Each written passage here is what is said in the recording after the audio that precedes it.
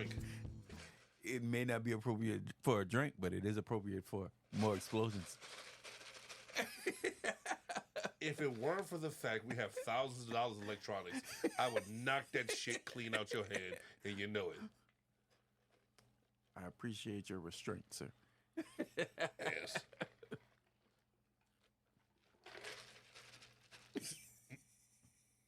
Bill me. Now I feel like Ripley. They can bill me. In any case, considering my brother's antics, that leads to today's quote. But let's start with introduction, since somebody wants to get all happy-go-lucky. This is YNB Collins, joined with Brother Wolf.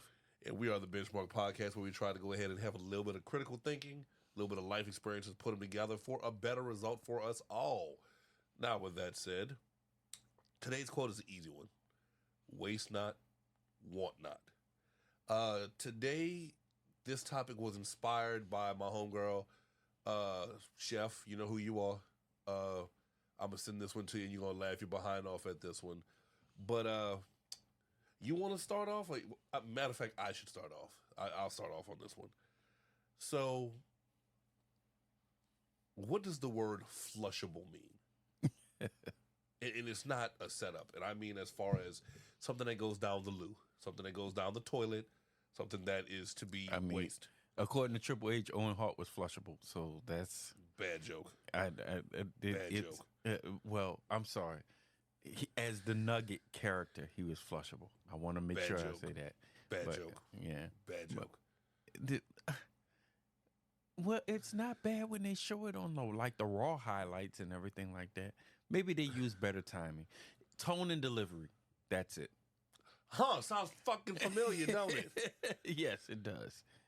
But in any case, one of my favorite quotes or postings I've ever seen in a bar was, "The hands that make you drink are the hands that clean this bathroom." And that made me realize, yeah, there's no need to be nasty anymore. We're not children. We don't need to do this dumb shit.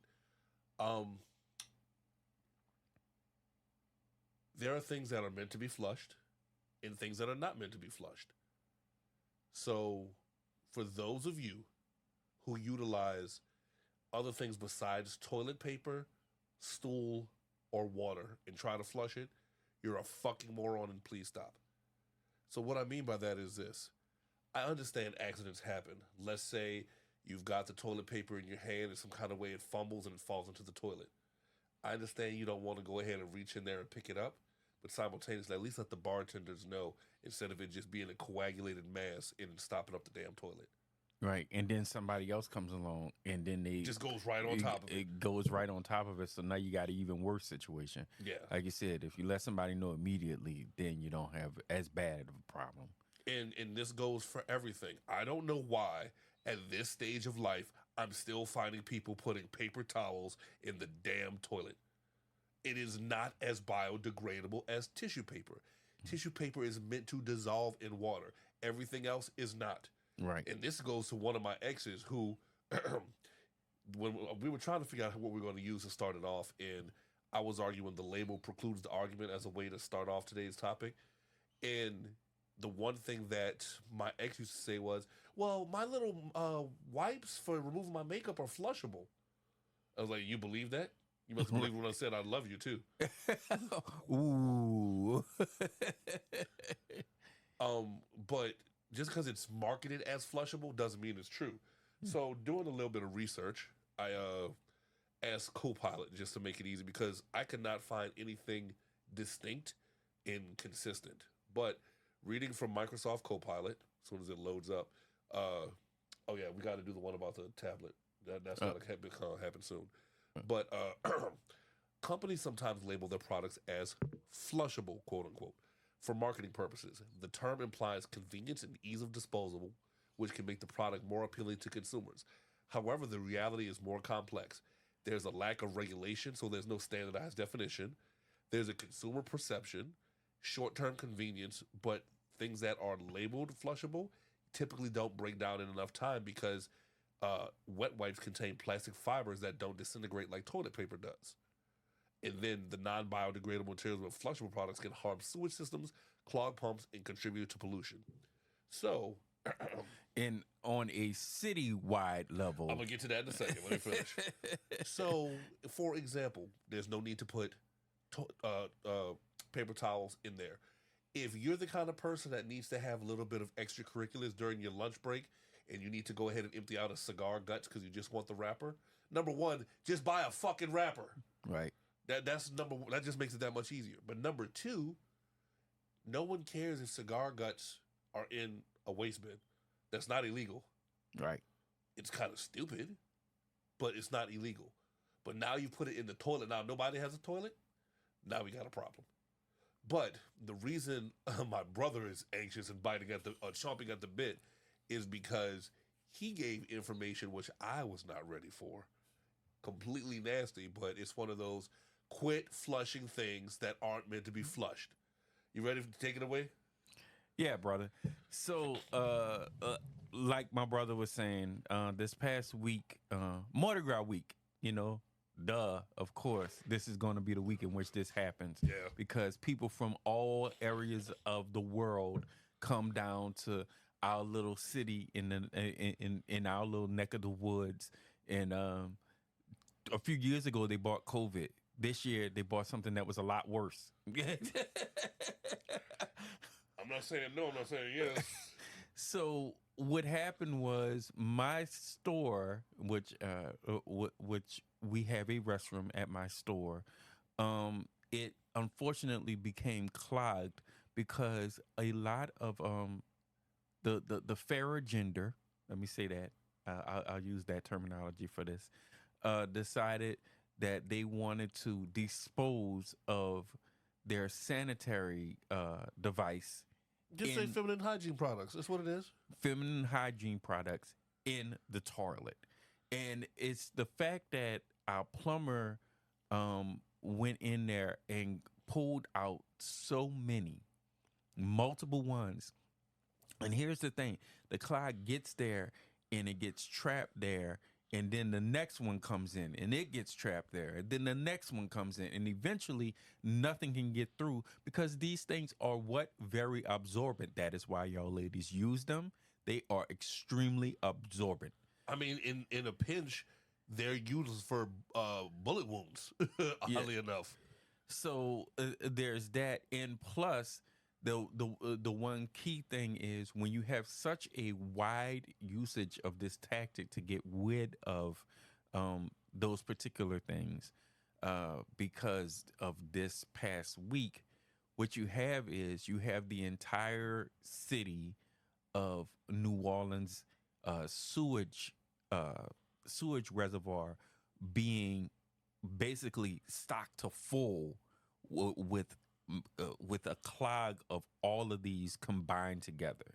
You have it's all the way up to the top, and when the city's sewer is up to the top, guess what? All of the little shops and all of the little neighborhood things, their sewers become up to the top. They have nowhere they can go. They can't have an outlet for it, so it becomes a major problem in which all of these places all over the city now, we had so many tourists that were coming in and they were like, I can't find a place to use the restroom in your whole city.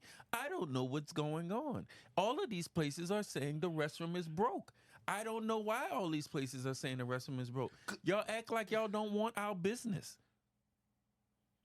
I want your business. It's your nasty ass compatriots that don't know what to flush and what not to flush. So yes, this is the problem, is the fact that when this continues, when this unfortunately builds up, it creates a huge problem, not just for that location, but actually for the city as a whole. So I don't know what else I could say except don't do it. Like, don't dispose of the stuff that you're not supposed to be disposing of in the toilet, because in the end, it comes back to affect all of us, every one of us. I mean, it got to the point where at my store, we had to use porta potties for most of this past week because there was no way in order for our sewage had no way in order to back out of the system. I'll say it like this.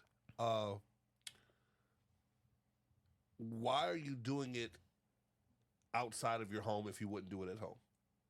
Let's put it that way. Let's use that old standard. Would you do it? Would you do it at home? So why are you doing it elsewhere? It's a good point. And it reminds me of a coworker of mine.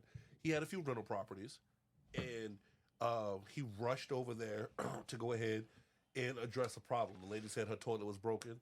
Her toilet is broken. The toilet is broken. He said, "That is fine. I will fix it. This is my job to do as landlord to make sure you always have working amenities. Well, I wouldn't say amenities because having a toilet's pretty necessity. But yeah, I get what you're saying. But you're telling me that you need to go ahead and do that. So he's like, all right, I mean, I got to fix the toilet. It is what it is, right? Well, what he does that's so hilarious is he runs, gets a little disposable one, sets up, and then he gets the other one. And he takes it out and he brings it to the yard and he washes it down so there's no dingleberry or duodenum juice and get rid of all the nonsense, right? And when he finished, cleans it out and he got his all the way up to the elbow gloves on like he's getting ready to go Roto-Rooter, he finds an action figure in there. And he looks dead at the lady and says, "So you know this is on your rent, right?" And she was like, and she had nothing to say. She looked, and now her little son had the beating of a lifetime. I'm pretty sure he had a lot to say after that was all over. Yes. But it's one of those, come on, man. You're telling me that's what's really appropriate? You know you wouldn't do that because it would cost you. So if it would cost you, why are you willing to go ahead and inflict that on somebody else? And like we said with the shoplifting episode, if you're willing to do that, then what else are you willing to do? Right. You know? Like, and what's going to happen is it's going to get to the point where, like I said, if it's a warehouse, we're not open to the public. Therefore, I don't have to give you access to the restroom. And I mean, I remember during COVID, we talked about this before. Mm-hmm. During COVID, there was a lack of bathrooms, and there was an article in the New York Times, I believe, that indicated everybody, and I mean everybody, was finding like piles of waste or bottles with urine in it because you couldn't go anywhere. So you did what you had to do. Right. And I mean, I remember I had to run home one day because nothing was open, and I had to concentrate like I've never concentrated before to get home and use the bathroom because there was nothing around. I mean, I had coworkers go up to me and was like, "You done with that cup?" Stinky poop ass. Like, you know how normally you say your coworkers are full of shit? This time, you really mean it. Ew. You know, I'm like, but wait, that cup, you know, they're like, you took too long. They grab the cup and run away. Oh, my. Your coworkers have issues, sir. What do you serve at your job making people think it's a good idea to two girls in a cup? That's what you're doing? That's what you're doing? You the nastiest motherfucker. No, I am not. This shows I am not. You gave them the cup. You're in the credits.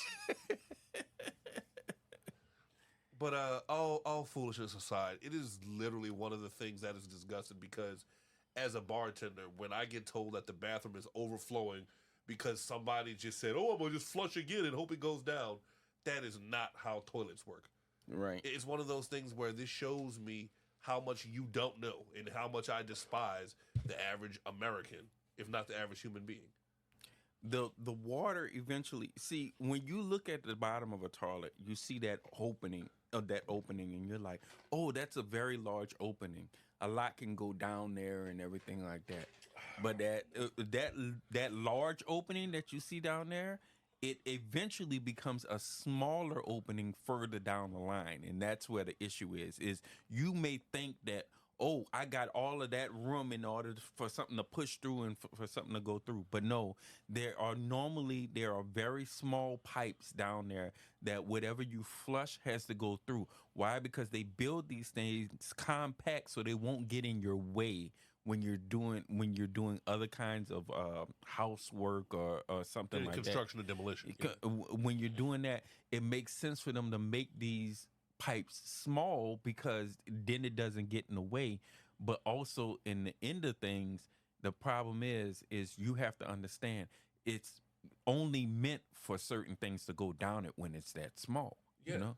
and I mean to first off, that was a very astute explanation. So thank you for that one. And a lot of people don't understand that, like how big the pipes truly are.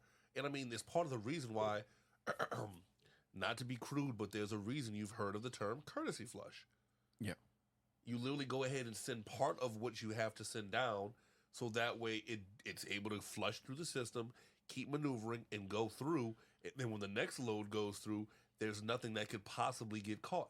So let's say you have a really the food's coming through you. You got food poisoning, and it's gonna go. It's in one and out the other. Cool. What happens is part of life. You know what I mean? Hmm. And what do you go ahead and do? You go ahead and toot toot, get it out, and you flush. You courtesy flush. Right. Get it out there, run it through, and then when the paper goes, you're not going to have logs and paper Right. wadded up, blocking everything in. You Let it go through. literally don't want to log jam, people. You don't want to log jam. Pun not intended, but pun intended. Yes. But yeah, so from tampons to wipes to, and I know this is something I used to do as well, which I stopped as well. You pour food waste down your toilet, like liquid, quote unquote, food waste. That grease will coagulate and Yep. it'll block everything up. Don't do it. You have so many other options. Don't cost yourself money for no reason, and don't cost somebody else money. So if you're doing these habits at home, you definitely need to stop. And if you're doing it in public, come on, really, man? That is, so, if you're the kind of person who does it in public, you're also the kind of person who says, man, you need to respect me and don't give anybody else respect. That's why nobody likes you, stupid ass. Right. So, with that said, waste not, want not, and I'm hoping you've learned that you courtesy flush. Everything has its proper place, and if it's brown, yellow, or toilet paper, that's it. That's all. That's it. We're Nothing not else supposed to is be putting go anything else there. down there. You Yeah. know what I mean? So, use the if you have a feminine hygiene product, wrap it up in some toilet paper and throw it away in the bin, not in the toilet. You know? Right. I mean, come on, we're all adults. You won't be embarrassed or anything because we assume that you do anyway, that you bleed every month because that's normal. So there I mean, you it's go. part of the game plan. Yeah. Right. Just like I'm not ashamed when I go to the store and buy toilet paper, because you know what I need? Toilet paper. Right. Just like if I need to go ahead and get cough medicine, or if I needed to buy my girlfriend, feminine hygiene products, or I go to the store and buy my girlfriend a bra. Yep. I've done it. So there you go. Oh wait, you have a girlfriend? I thought you were married. Shut up. So with that said, guys, be more cognizant of what you're doing. So this is Y&B Collins. Brother Wolf. Please, please, please pay more attention to what goes down. Because it does eventually come back up.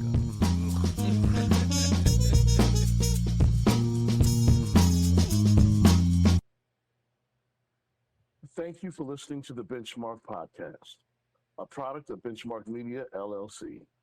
We would like to remind our listeners that the views and opinions expressed in this review are strictly the views and opinions of each individual and does not reflect the stance of Benchmark Media. Any opinion stated is not to be construed as professional advice or help. Our intro and outro music is Acid Trumpet by Kevin MacLeod, licensed under the Creative Commons. Remember to contact us at The Real Benchmark Podcast at gmail.com or our website, www.therealbenchmarkpodcast.com. You can follow us on social media on Facebook or Instagram. And if you'd like to be a friend of the show, you can donate to us via our PayPal and buy Collins a drink.